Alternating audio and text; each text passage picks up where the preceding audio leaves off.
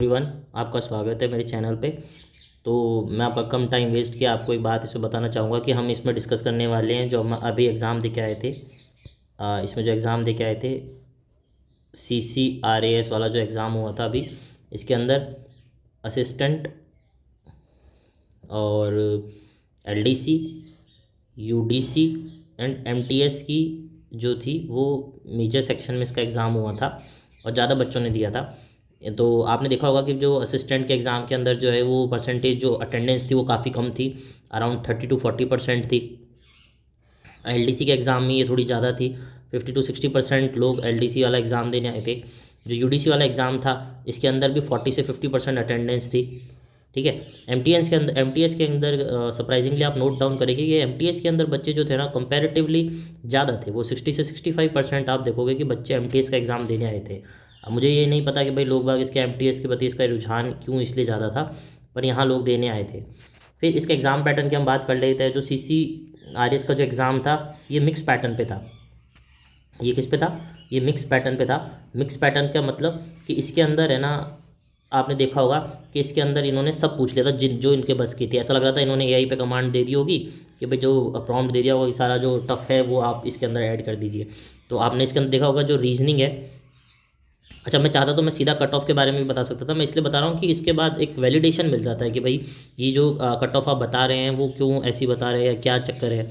तो हम रीजनिंग, आपने देखा होगा कि रीजनिंग के अंदर इन्होंने ना पज़ल जो थी वो दे रखी थी, वो भी अच्छे लेवल की पज़ल थी।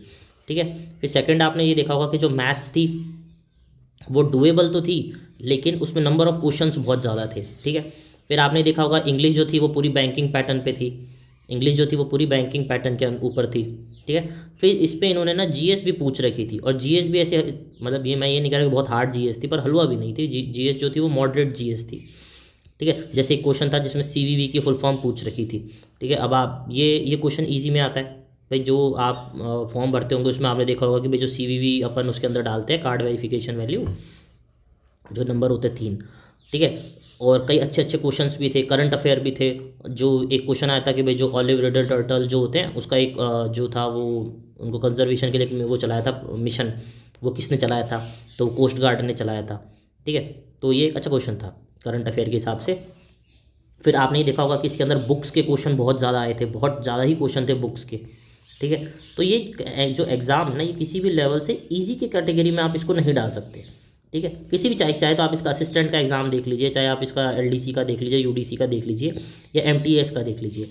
मतलब MTS को आप जो अदर MTS होते हैं ना उनसे कंपेयर अगर आप करेंगे, या LDC के एग्ज़ाम को आप दूसरे से कंपेयर करेंगे, तो वो इतना ईजी नहीं था।